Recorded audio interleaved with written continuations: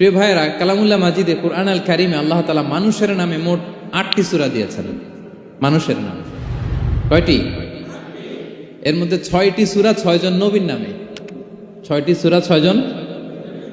সূরা হুদ, সূরা ইউসুফ, সূরা ইউনুস, সূরা মুহাম্মদ, সূরা নূহ, সূরা ইব্রাহিম। এই 6 জন নবীর নামে 6টা সূরা। আর মানুষের নামে মোট 8টা, নবীর নামে গেল 6টা, আর রইল কয়টা? 2টা। আল্লাহর প্রিয় ভাজন একজন বান্দা এবং একজন বান্দির নামে আল্লাহ আরো 2টা সূরা দিলেন। আল্লাহর প্রিয় বান্দি মারিয়াম আলাইহিস সালাম, ঈসা আলাইহিস সালামের মা, ওনার নামে একটা সূরা আছে না? কি নাম? সূরা মারিয়াম। আর আরেকটা হচ্ছে এই যে সূরা লোকমান, উনি কিন্তু নবী না।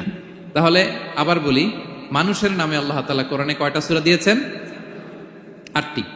এর মধ্যে 6টা দিয়েছেন 6 জন নবীর নামে, আর বাকি 2টা আল্লাহর 2জন প্রিয় বান্দা বান্দির নামে। একটা সূরা মারিয়াম আর একটা সূরাতু লোকমান।